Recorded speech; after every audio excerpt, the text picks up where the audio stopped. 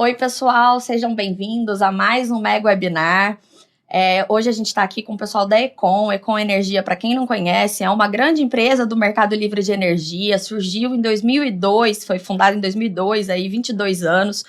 Quase na mesma época do mercado livre de energia, né? E hoje a gente está aqui, então, com o Márcio e com a Júlia. Eles vão contar pra gente sobre a estratégia da empresa, como é que eles estão se posicionando para crescer.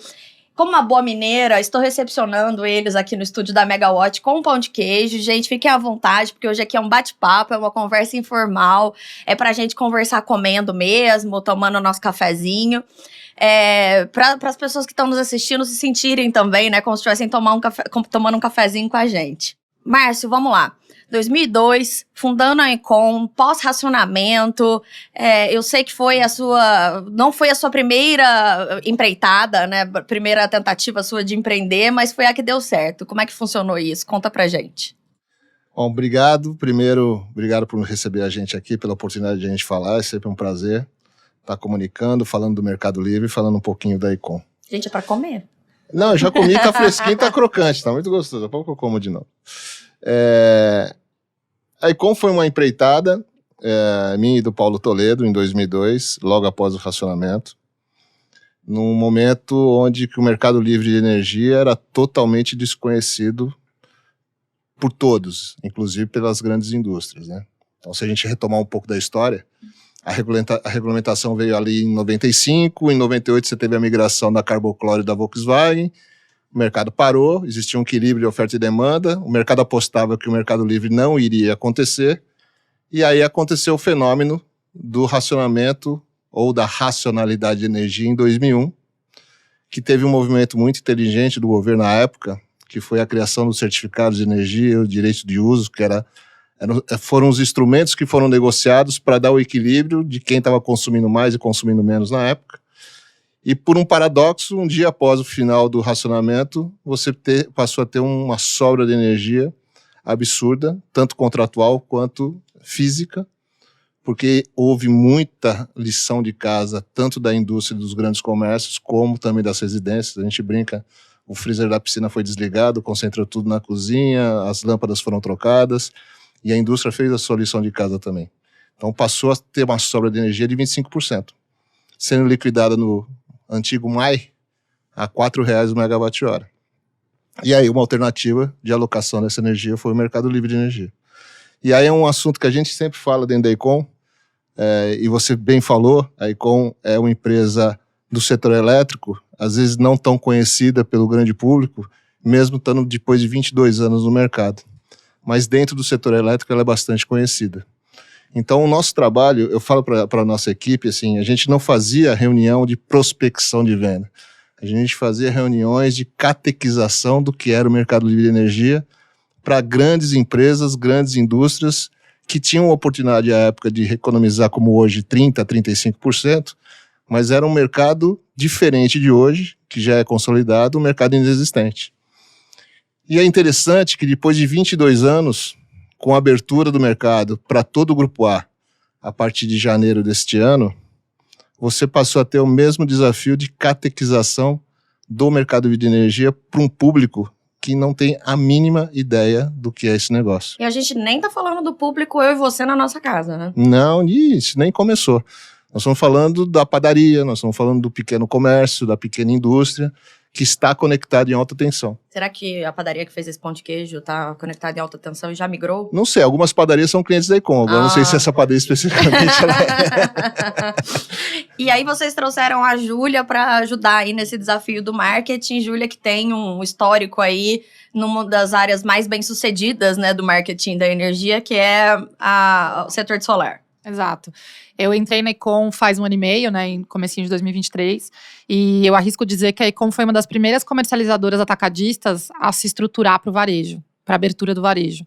Porque quando a gente começou a trabalhar a comunicação do varejo lá em 2023, quando eu entrei na Econ, não tinha nem que copiar, né, Márcio? Nada. Não tinha como a gente pegar benchmark. Então, eu trouxe muito da minha experiência. Eu tenho 18 anos de carreira de comunicação, eu sou jornalista de formação, né? Então, o grande centro do meu trabalho sempre foi conteúdo, informação, né? Então, lá atrás, há 10, 15 anos atrás, eu criava os perfis das empresas que eu trabalhava nas redes sociais do zero, né? Então, a gente começava ali do zero, trabalhava com o algoritmo funcionando, distribuindo conteúdo ainda de graça. Então, o conteúdo sempre foi um pilar muito importante. Então, é muito inspirador até, né? Trabalhar com uma pessoa como o Márcio, que entende que informar o consumidor é essencial para que a gente possa, de fato, executar uma venda, vender nosso produto. Então, no solar, a gente tinha um suporte muito bom da associação, né, que é a AB Solar, que ela fazia um trabalho muito importante de informação para o mercado. Então, a gente tem buscado, óbvio que enquanto player, mas também em todos os eventos que a gente vai, todos os pontos de contato que a gente tem com o grande público, furar essa bolha, né, falar para fora do setor e mostrar para o consumidor que agora ainda não é o pessoa física, ainda é o consumidor PJ, mas eu gosto de brincar que atrás de toda empresa também tem alguma pessoa ali tomando uma decisão e que lá na frente também vai precisar ou querer fazer a portabilidade da conta de luz da casa dele.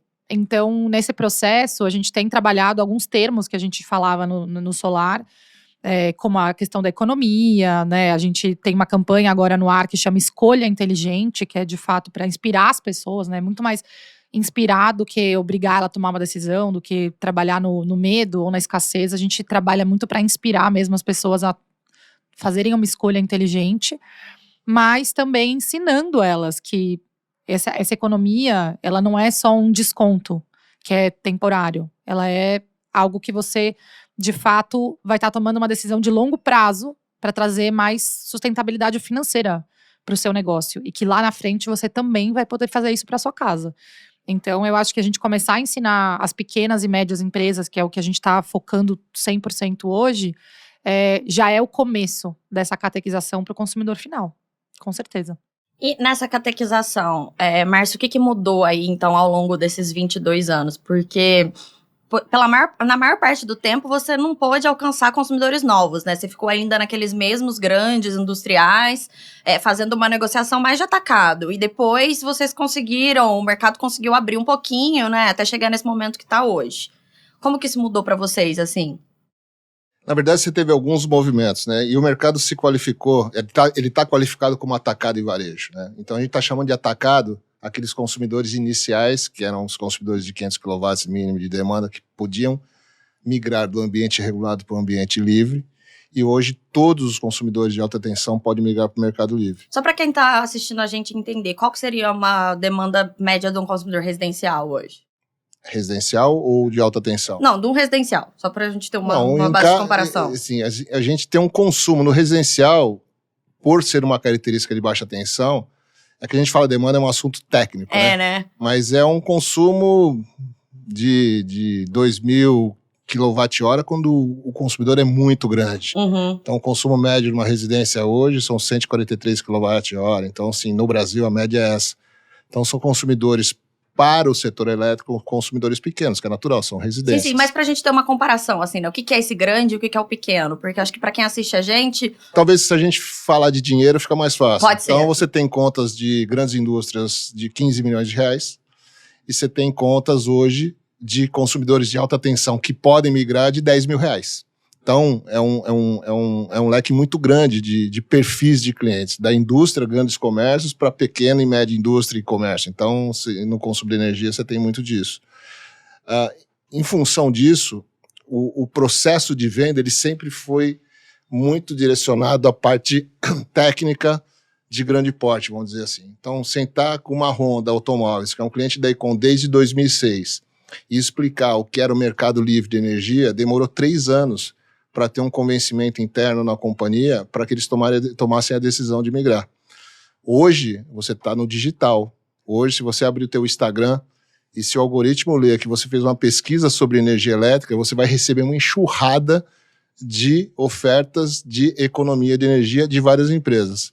Empresas que nasceram há um mês atrás, como empresas que nasceram há 22 anos atrás, como a Econ Energia. E o consumidor ele não tem esse conhecimento. Ele não sabe quem é a Econ no grande público, e ele não sabe quem é a empresa que começou o mês passado.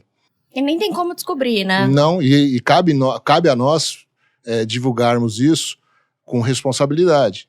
Então, é um mercado que tem algumas empresas com uma história representativa no setor e outras que estão mencionando agora, que não invalida. Eu acho que sempre a competição é rica, desde que ela seja responsável. Então, esse é o principal ponto que a gente tem que tomar atenção. Agora, a grande mudança foi essa. Era uma mudança de reuniões de catequização mais técnica e hoje é uma comunicação mais de massa, mas tendo que passar a mesma mensagem, que existe um mercado de energia elétrica chamado Mercado Livre de Energia, que hoje tem a possibilidade de uma redução de até 35% do custo.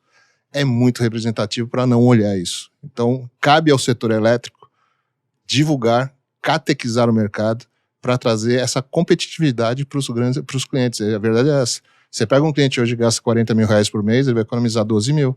No final do ano, ele economizou quase 140 mil. Ou ele paga uma viagem, ele troca de carro, ele troca de equipamento, ele contrata mais gente. A economia da energia faz com que a economia do país mude.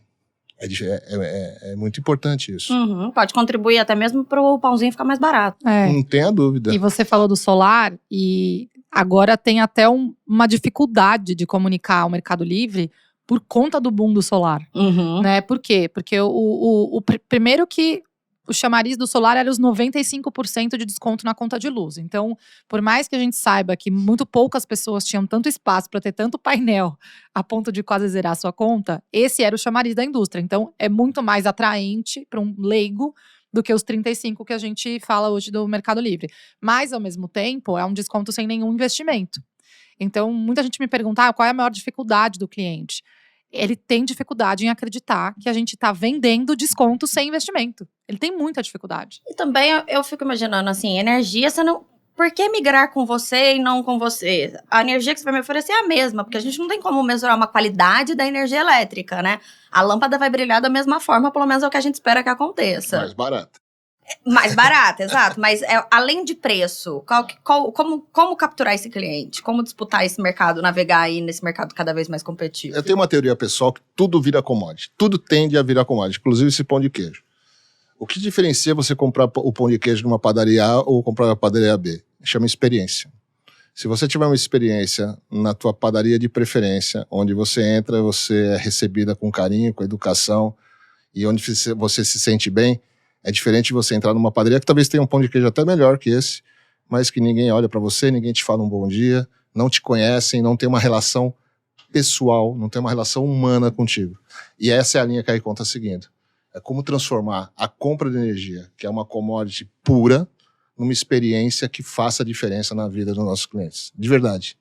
Então a gente tem uma linha, uma cultura, vamos dizer, uma base cultural que a humanidade faz uma diferença pra gente. A gente é muito próximo. A gente tenta ser muito próximo. A gente está construindo o digital humano. Como que eu facilito a ferramenta sendo digital, sem perder minha proximidade do bom dia, que eu entro na padaria e eu me sinto acolhido para aquele que está me fornecendo o meu pão de queijo. A gente quer ser o fornecedor de energia com uma certa humanidade. Esse é a nossa aposta. Os 4 pilares a gente fez um reposicionamento de marca, né, no ano passado. E eu até comentei com o Márcio na semana passada que foi muito curioso, gostoso, incrível. Que os 4 pilares da nova marca da Econ, do novo posicionamento da Econ, são, né, digital, inovador, humana e simples. Né? Simples e humana. E eu estava repassando com os fornecedores de marketing, né, as agências que trabalham comigo, a equipe e tudo mais, na quinta-feira da semana passada, né, mais de um ano depois do reposicionamento, do rebranding, a gente falou, vamos revisitar o que a gente se propôs a fazer enquanto marca naquela renovação para entender se a gente está no caminho certo. E absolutamente tudo que a marca se propôs a ser a partir daquele momento, a gente vem sendo. Né? Então aquilo ficou um mantra tão profundo na nossa cabeça que a gente não fugiu daquilo em nenhum momento, mesmo sem ficar olhando o tempo inteiro pro brand book. Por quê? Porque tá muito realmente enraigado na nossa cultura. Desde o ano passado, desde 2022, quando a Econ começou de fato a fazer essa grande transformação, né, Márcio?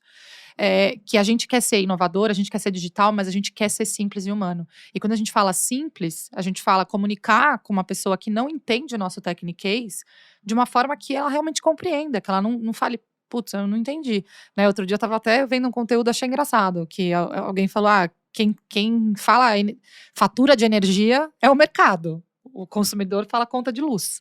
Então a gente tem que mudar também a forma como a gente fala para poder ser simples e humano, porque a gente quer ser acessível, né? E o digital, para vocês, ele é a principal estratégia para chegar nesse mercado de varejo? Ou vocês também estão com pessoas, né? Porque o Brasil é muito grande. Não é todo mundo que você vai conseguir vender pelo aplicativo. Eu sei que o Instagram pega uma parcela desse mercado, mas... E o Brasilzão? Eu deixo minha head de marketing responder essa. Olha, a gente, assim, hoje em dia eu arrisco dizer que tudo passa pelo digital, né? Mas a gente tem uma estratégia muito boa de canais de aquisição. O lado bom de reestruturar uma área de marketing do zero é que você realmente consegue se alinhar melhor com a área comercial e entender quais são os pilares que fazem sentido. E eu gosto muito da forma como a gente trabalha, né? Com o comercial e o marketing, eles são uma equipe só. Não tem aquela rixa que o mercado muitas vezes tem. Comercial, marketing, vendas, marketing. Não existe. Mesmo porque a meta é conjunta. A gente é uma equipe só. Então, quando... Isso é bom, né? Porque o comercial não gosta que o marketing gaste, né? Não, o comercial não gosta... Em outras empresas, o comercial não gosta que o marketing nada. Né? Ele só gosta que o marketing faça o que ele quer. Um gasta, o outro levanta, né? Sempre tem aquela rixa. Mas a gente foi muito sábio, assim, no equilíbrio de trazer as estratégias de curto, médio e longo prazo, né? E aí, no ano passado, a gente já começou a investir nos canais de forma equilibrada. Então, a gente tem o canal de aquisição digital, lógico que tem. A gente trabalha muito reputação, né? Eu tenho cada vez mais trabalhado com a imprensa, com conteúdo, né? Estratégias que no marketing a gente tem aquele termo que a gente chama de long tail, né? Que vão lá na frente dar frutos, mas que a gente não vê no dia a dia, mas que a gente sabe que a gente está construindo. Mas a gente também tem as estratégias de curto e médio prazo. A gente tem canais de aquisição digital? Tem. Mas a gente tem uma estratégia super segmentada. Lógico que eu não vou abrir o ouro aqui, né? Mas a gente tem uma estratégia super segmentada. Por quê? Porque o time comercial me deu clareza de qual era a estratégia, de qual era a meta deles, de qual era os parâmetros de mercado que eles achavam mais interessantes trabalhar. Então, eu fui cirúrgica naquilo ali. Então, o canal de aquisição digital funciona quando você sabe o que você está fazendo, exatamente aonde você está indo. Quando você quer atingir absolutamente todo mundo, a chance de dar errado é quase 100%. E a gente também tem o canal de parceiros, que eu vou devolver a bola aí para o Márcio contar um pouco para vocês, que eu acho que é hoje também um grande diferencial que passa pelo digital, né? Que é o nosso canal de atração, mas que aí é todo o nosso capital humano que está no Brasil inteiro difundindo, catequizando e também ajudando a gente a trazer cliente. O digital ele não pode ser abandonado, ele não pode ser ignorado. O digital é um meio, na nossa visão hoje, é um meio de comunicação, é um meio de como eu chego no meu cliente potencial de uma forma mais rápida e mais barata. Tanta gente acredita nisso que a gente comprou 30% de uma empresa chamada Lead Energy, que tem uma jornada 100% digital. E funciona. Então, eu tenho uma crença, de novo, vamos voltar para o catequismo, né? Não religioso, o catequismo da sabedoria, do conhecimento.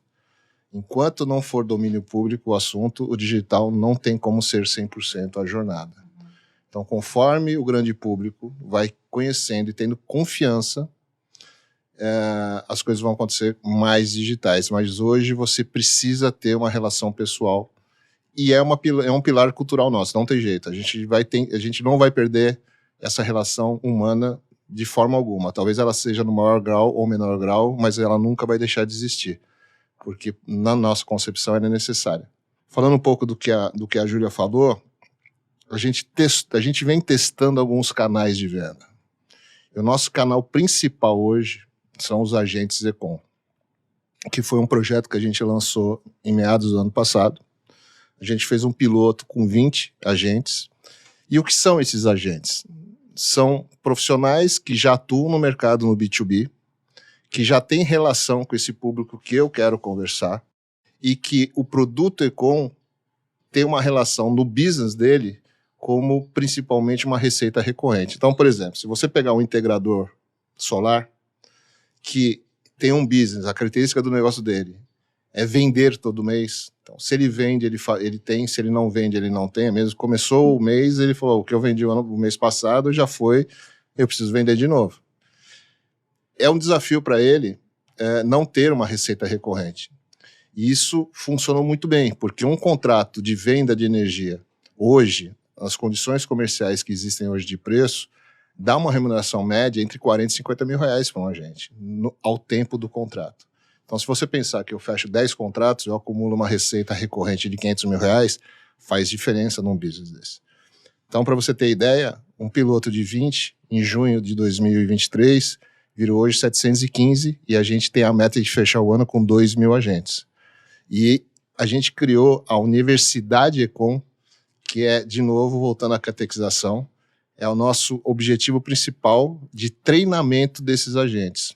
Porque eu não quero que um agente meu esteja na rua falando alguma coisa que vai de encontro aos meus valores e o conhecimento que ele contém desse mercado. Eu quero que minimamente ele saiba o que é isso, para ele se comunicar com o potencial cliente dele. Então a Júlia vem fazendo uma estratégia de lives mensais para segmentos diferentes. Isso é um canal, hoje é o principal canal que a gente tem.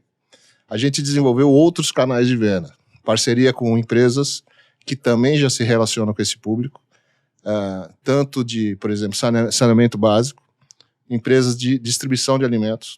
Então, a gente fechou uma parceria com uma empresa, tem 1.500 vendedores todo dia, falando com o seu Manuel da padaria, com o seu José do armazém, que tem uma relação pessoal. Essa relação pessoal é uma construção de confiança. A gente acredita nisso. De novo, a gente volta para a relação humana. Há necessidade hoje de eu ter essa relação de confiança para ele entender que esse mercado existe, que não é golpe e que ele vai economizar de fato de 30% a 35% no custo de energia. Então esse desafio nosso, ele vem um pouco digital, mas muito direcionado na comunicação. Então a gente usa muito o digital para comunicação, mas ela acaba no físico. Ela tem que ter uma relação pessoal. Tanto é que a gente tem toda a nossa equipe de executivos de venda que recebem isso e tratam quase 100% dos fechamentos são feitos pela nossa equipe. Entendi. É interessante quando você fala aí sobre não é golpe, porque eu tava contando pra vocês que eu sou de Minas, minha mãe mora em Minas, lá onde surgiram os primeiros GD por assinatura, né, imagina. E ela sempre me ligava e perguntava, mas isso é golpe, né? Eu não posso fazer isso. E no fim ela nunca assinou nenhuma, nem GD por assinatura, porque ela desconfia que seja golpe. É bom demais pra ser verdade, né, gente? Então, esse é um ponto importante que você tá colocando. E é uma loucura pra gente, porque a gente já tá na terceira usina, a gente já construiu 2 usinas, estamos construindo a terceira. E assim, quando a gente fez o business plan das usinas, o nosso desafio, o último desafio, problema que a gente colocou foi vender. Falei, cara, não tem sentido alguém não comprar alguma coisa que você não investe nada e passa, diferente do Mercado Livre, tem um desconto menor, 10, 15... Mas é um desconto, né? Você não faz nada e tem um desconto. E eu vou te falar, a grande barreira, de novo, a gente volta para a catequização e a ignorância sobre o assunto. O grande problema é o desconhecimento. E aí, numa conversa interna dentro da Econ, eu falo, sabe o que está aparecendo? Quando o Uber começou. E se todo mundo fizer um exercício aqui, de quem era já nativo em 2014, que acho que foi a época que o Uber começou, se você remeter aquele tempo, o teu conhecimento do Uber foi de alguém que você foi em algum lugar, chegou um amigo teu, num carro preto, no banco de trás. Te mandou o link dele para você baixar. Você contratou o motorista, né? Eu falei, cara, não, cara, é um aplicativo novo de Uber, é um transporte. E aí gerou a curiosidade, você validou, que é um gatilho, na verdade, mental, da prova social, que você confia na pessoa, você não confiava no Uber. Aí, em função da pessoa, você baixou. Vai acontecer a mesma coisa com a energia elétrica. A hora que a vizinha da tua mãe, ela fizer o processo de assinatura, ela quebrar esse paradigma, e a tua mãe vê que no final do mês, ela falou, olha, eu economizei 10% da minha... A tua mãe falou, opa, vou nessa, porque ela não está comprando pela marca que está vendendo, ela está comprando porque a vizinha dela teve a experiência, tomou a iniciativa. Você tem as pessoas que são pioneiras, é uma característica. E acho que isso vai acontecer. E a grande parte do problema é a desconfiança em relação às empresas aquela empresa que você não conhece, né? E é uma das coisas que a gente escuta no mercado de varejo, é que vai haver uma consolidação em algum momento, porque tem, como você disse, tem muita empresa nova, cada dia está surgindo uma nova varejista, e todo mundo diz que esse movimento é natural. Qual que vai ser a posição da Econ nisso? Ela vai ser uma consolidadora? Vai. A gente está se preparando para isso. Pode mudar no meio do caminho? Pode, mas a gente está se preparando para ser consolidadores. Assim, a gente está montando uma empresa para ser grande. Ela já é grande, né? A gente fatura 1 bi por ano. Então, nós seremos. A gente está desenhando toda a estrutura para sermos os consolidadores. Nisso vocês diversificaram mais, né? Não é só diversificação para GD e varejo. Não. Vocês têm outros braços. O que a Econ hoje é? Vamos lá. A Econ é uma holding, é uma SA de capital fechado, que ela tem hoje 5 empresas operacionais.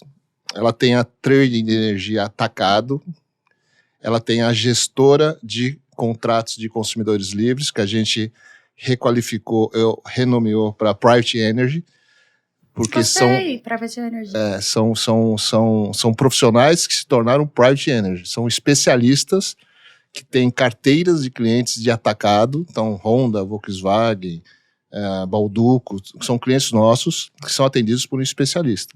Qual o objetivo desse especialista? Criar estratégias de contratação e, durante todo o período contratual, buscar oportunidades de redução mensais adicionais a simplesmente um contrato. Então, a gente nasceu nisso. A Econ nasceu como uma gestora e depois virou uma comercializadora. A gente nasceu em 2002 como gestora e em 2005 a gente abriu a comercializadora.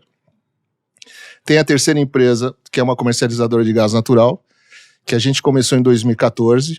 A gente tinha a impressão, ou tinha uma ideia que seria um mercado parecido com a energia elétrica. Esquece. É um mercado de dono de molécula, um mercado diferente de energia. A gente ainda acredita que haverá oportunidades para comercializadoras de gás, mas ele não existe ainda. Esse mercado ainda vai amadurecer. Ele ainda está nos anos 90 do mercado de energia, né? Eu acho que sim. É um pouco mais, porque ele já está uma grande parte regulamentado, né? Então eu diria que a gente está em 98. quando a Volkswagen e a Carbocloro migraram no mercado livre de energia. Tem uma quarta empresa, que é a empresa de energia renovável, que é a empresa que investe em geração solar. Então a gente construiu um parque solar em Limeira, de 3,8 megawatt pico para geração distribuída. A gente acabou de construir uma em Parapuã, que é perto do Presidente Prudente, e agora nós vamos construir uma terceira em Carmópolis, né? Todas direcionadas ao GD. A gente tem uma meta de colocar 50 megas até 2028, e a gente está construindo isso para e passo. E a quinta e última empresa, para a gente fechar, no grupo Econ, é a varejista, que veio agora, que é um instrumento de comercialização, mas a gente está encarando a comercializadora varejista diferente da comercializadora atacadista. São gestões diferentes. Tem aquele desafio porque no começo da nossa conversa você mencionou que um grande consumidor tem uma conta de 15 milhões. Então o esforço que você vai colocar para captar esse cliente é porque você vai ter uma margem em cima dessa conta de 15 milhões, que não vai ser isso, né? Vai ser menor, mas vai te remunerar. Agora, esse consumidor que gasta 10 mil, como é que você faz para remunerar o esforço que você faz para captar esse cliente? Que é o que a gente tem falado sempre agora, né? O tal do CAC. Mas a sigla do momento. Eu gosto muito mais do que o CAC, eu gosto do termo que a gente... Também é bom. O Márcio já vai explicar o que é isso, mas eu gosto muito do Lifetime Value, que é o LTV, que é o que a gente mede quando a gente traz um parceiro para dentro. O custo de aquisição do parceiro, ele só pode começar a ser medido depois de 1, 2, 3 anos, porque daí a gente vai ver quanto ele trouxe de receita pra gente, esse parceiro. Daí que a gente vai medir o Lifetime Value, porque eu gastei aqui um dinheiro para trazer esse parceiro há 3 anos atrás, mas olha quanto ele já me trouxe de receita. Pode ser infinita a curva, né, do ROI, de uma estratégia de marketing aí de Mas aí tem o seu esforço para manter esse parceiro com você, com certeza. Porque esse é hoje um dos nossos...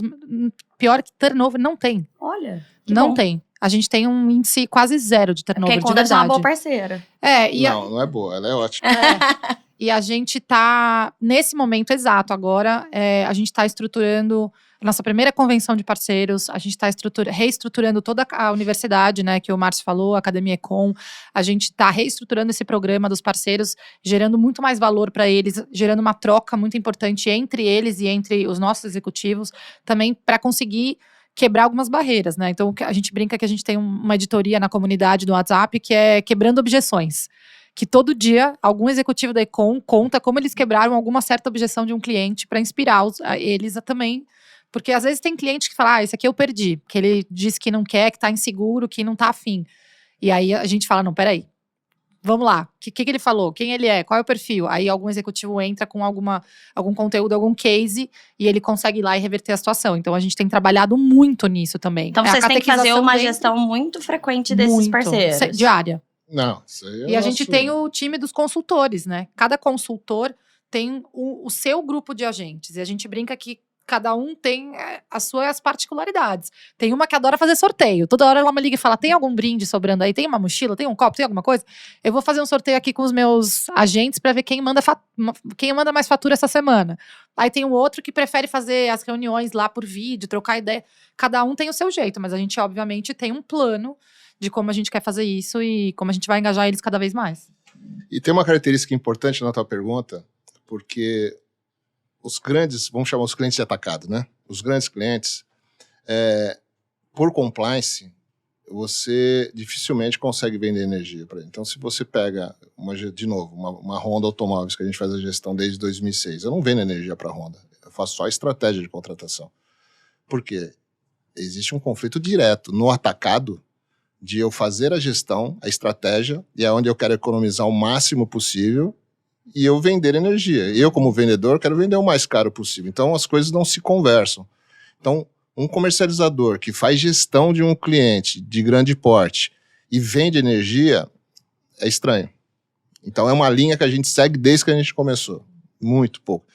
Não tem consumidores ou clientes que a gente vende energia no atacado? Tem, mas 100% são empresas de dono.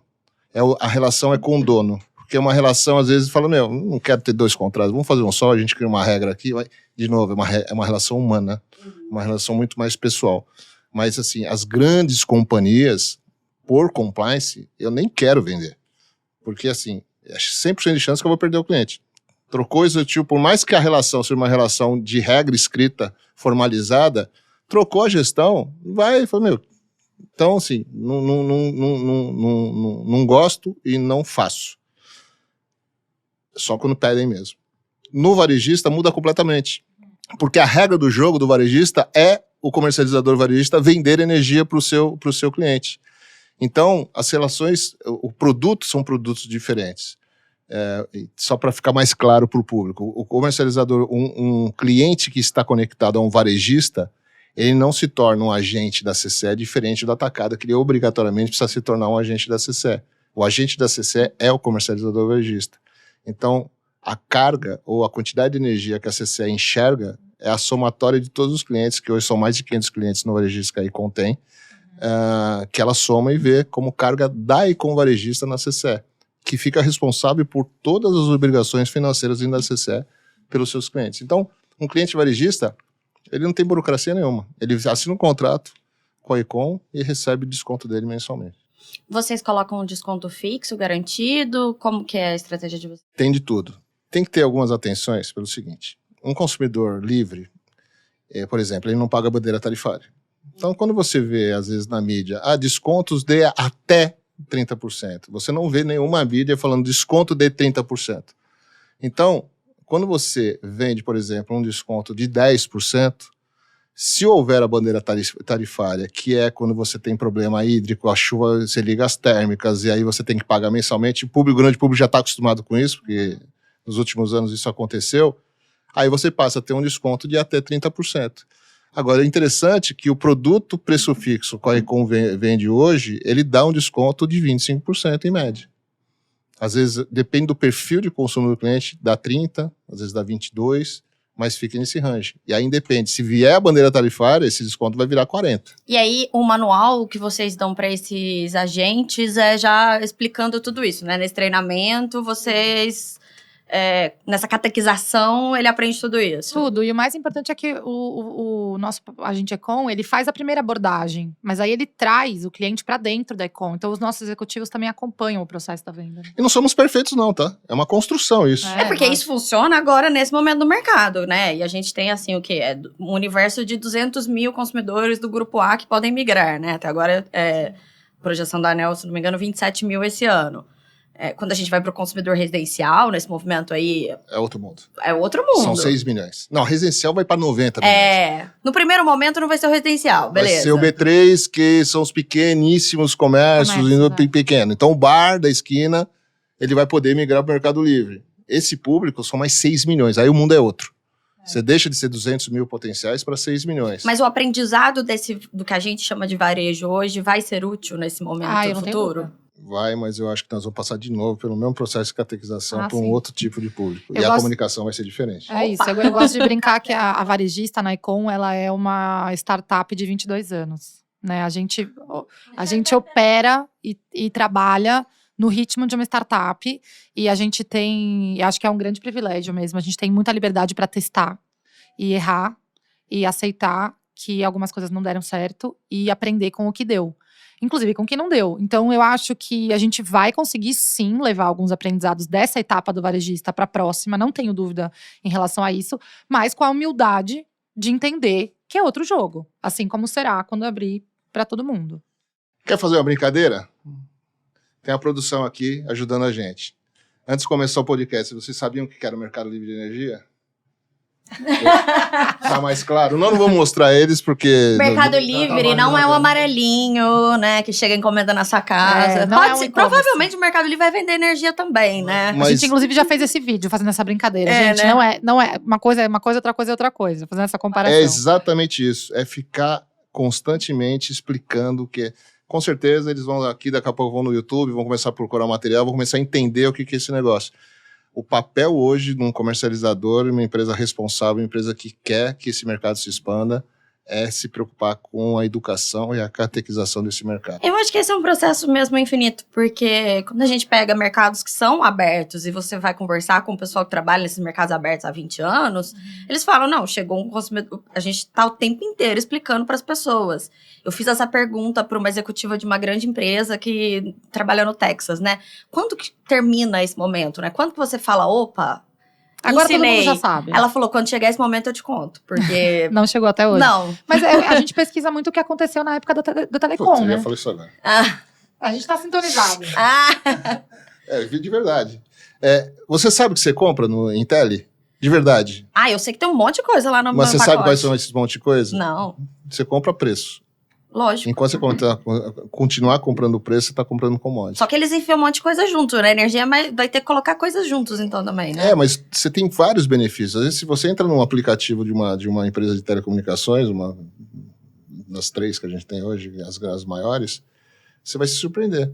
E você não sabe, você não tinha conhecimento daquilo. você Se você nem tiver usa. não usa. Sim. De novo, a gente vai para a catequização do outro nível. É a catequização dos benefícios que você tem de estar comprando de mim, por exemplo. Eu estou obrigado a comunicar isso para você. Eu preciso, senão eu não gero valor, eu volto para ser commodity. Na Telecom eu acho que a gente tem eu não sei se é verdade, mas a gente tem uma percepção de que algumas têm conexão melhor do que outras. Talvez. Energia, acho que é mais difícil, né? Acho que vai ser o atendimento, a experiência. O atendimento e a experiência. Porque se você falar, por exemplo, para um consumidor que ele vai ter uma experiência muito melhor do que ele tem hoje numa Vivo, numa Claro, qualquer uma dessas empresas de telecom, em relação à energia, né, à luz, enfim, vamos falar luz, né, que é mais acessível. Você quer uma experiência melhor do que você tem hoje com a sua distribuidora local? Com certeza ele vai dizer que sim. Você já trocou de operadora por conta de atendimento, Celular? certo? Sim, com certeza. Eu só troquei por atendimento, Com eu acho, certeza. até hoje. Principalmente em casa, no Wi-Fi de casa, porque na pandemia, né? Quem não passou sufoco trabalhando de casa na pandemia? A internet começou a cair, eu falei, chega, eu vou trocar. E é isso. Acho que essa é a principal e grande diferença entre energia e telecomunicações. A energia, por natureza do negócio, a qualidade daquilo que você recebe, ela não vai mudar. Porque essa responsabilidade é da distribuidora local. Aqui a gente está em São Paulo, a responsabilidade é da Enel. Então, se a entrega está ruim no mercado regulado, Vai continuar ruim. ela vai continuar ruim no Mercado Livre. Só que você vai pagar mais barato por um serviço que você vai continuar tendo a mesma qualidade. Talvez Tele você é vai ter um diferente. canal melhor pra ligar e reclamar, né? Mais Então, ou menos, porque ele tem que ligar pra distribuidora, ela vai né? continuar ligando. A relação é com a distribuidora, não muda. Você liga pra transmissora quando o problema seu é transmissão? De energia, Faltou Sinal? luz, o problema foi Ah. na falha da linha de transmissão. Você vai ligar na distribuidora. Não. Você liga pra quem você paga a conta. Não, então, mas você paga pra transmissora. Quando você está conectado na transmissora, você fala com Mas a um transmissora. consumidor geral não liga para a transmissora. Não, vamos lá, tem a transmissora e a distribuidora. Sim. Transmissora são aquelas linhas da estrada. Sim. Quando eu sou muito grande, eu me conecto ali. Ah, não, você tá falando de consumidor grande, eu tô dizendo do pequenininho. O Na sua pequenininho- casa. Não, Faltou luz na sua casa. Você liga para a Você distribuidora. não sabe qual que é o motivo. Você liga Exato. para a distribuidora. Pode ser que o problema não seja da distribuidora, seja da rede de transmissão. Sim. Mas você liga para a distribuidora porque é dela que você compra. Sim. Ah, mas a relação é com ela. A É. relação é com ela. Eu acho que tem nuances diferentes da experiência. Quando a gente fala de experiência, quer dizer, aquilo que você falou, você assina lá seu plano de telefone. Tem um monte de coisa lá que você não sabe o que é. Quando você vai assinar uma compra de energia com uma comercializadora que tem uma boa experiência, ele vai te mostrar item por item, ele vai te explicar o que é, o que você está comprando, por que o valor é mais baixo.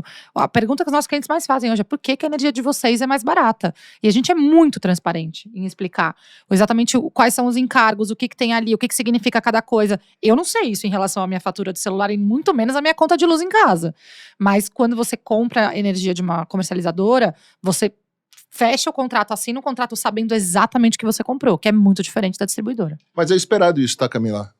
A gente tem na nossa régua que em algum momento a gente vai começar a receber ligação de faltou energia aqui no meu Sim. estabelecimento. O que eu faço? Nós vamos ser obrigados a orientar a entrar em contato com a distribuidora.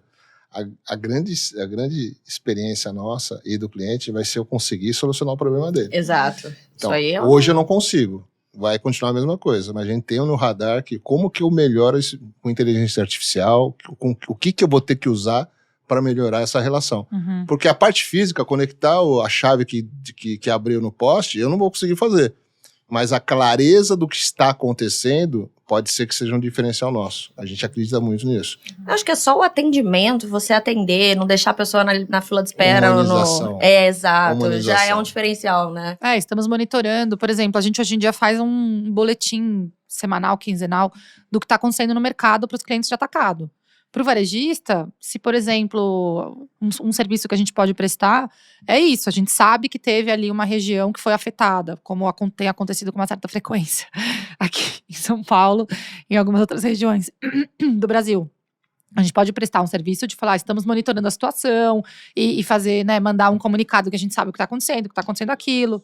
Né? Então, quando a gente faz isso, a gente já está prestando um serviço que a própria distribuidora não presta. De dizer, olha, a gente sabe que isso está acontecendo, você deve sim manter o contato com a distribuidora, mas o que está acontecendo é isso e aquilo, a previsão de retorno é esse, a gente presta esse serviço. Eu consigo fazer isso. Hoje eu consigo fazer. Mas dá para fazer mais. Só que vai demandar tempo. Com certeza, mas aí vai Mas ser ligar a chave do poste eu nunca vou conseguir, porque não é concessão minha. Eu não consigo fazer isso. Eu não posso fazer isso. Não é Exato. questão de conseguir. Conseguir até conseguiria, mas eu não posso fazer isso. mas o mercado crescendo, me parece assim que as perspectivas são muito positivas. Então, eu queria saber onde a Econ se coloca e como que vocês enxergam, então, esse futuro. Já que a gente não tem uma garantia da abertura do mercado, mas a gente tem as sinalizações, as discussões aí, né? Até o fim da década, provavelmente, o mercado vai se transformar de novo. A Econ está se preparando para a abertura do mercado. Ponto. Então, todo o trabalho do alta tensão, que vamos falar que hoje seria um MVP, né? Se eu falar de 200 mil clientes para 6 milhões, eu estou fazendo aqui um plano piloto para entender qual vai ser minha esteira de qualidade de atendimento para um público que pode ser de milhões de clientes. Então, a gente investiu muito em tecnologia nos últimos 12 meses, a gente investiu mais de 10 milhões em tecnologia para preparar. Então, a companhia ela está muito melhor do que estava há 18 meses, mas sim, infinitamente melhor. A comunicação está melhor, a experiência do cliente está muito melhor, a qualificação do público interno e do público externo está muito melhor. 18 meses, você viu? Reconhecimento Não, mas público. a mudança, a mudança não foi só a chegada da rede do marketing, não. Toda a primeira linha de gestores da companhia, todos aconteceram nos últimos 18 meses. Aí tem um time hoje brabo. Eu gosto de dizer que eu fui a consequência dessa mudança, né? Eu entrei porque essa mudança estava acontecendo. E é difícil hoje no mercado conseguir esses talentos, assim, para chefiar essas... Porque o mercado tá tão competitivo, a gente vê circulando muito, né? Eu e o Paulo, a gente sempre teve a característica de formar gente. Sempre. Tanto é que se você for ao mercado, você vai encontrar pessoas que passaram pela Econ e estão trabalhando em várias empresas, como você vai ter pessoas que são donos de comercializadoras que passaram pela Econ e conheceram o mercado livre de energia na Econ. Então a gente sempre foi formadores de pessoas, sempre. Sempre a gente gostou de formar. Isso dá mais trabalho, mas você prepara as pessoas com a tua cultura, do jeito que você funciona, com o teu coração, do jeito que você olha o mercado e o mundo. A gente vai extrapolar um pouco, mas é uma crença que eu tenho. Tem que ter conexão. Se não tiver conexão de valor, não faz sentido estar trabalhando com a gente. Agora, é um segmento que tem uma qualificação técnica muito grande. Quando eu falo técnica, é regulatória. Tem muita regra. É um mercado livre. É interessante isso. É um mercado livre de energia, mas é um mercado livre totalmente regulamentado. Tem regra para tudo.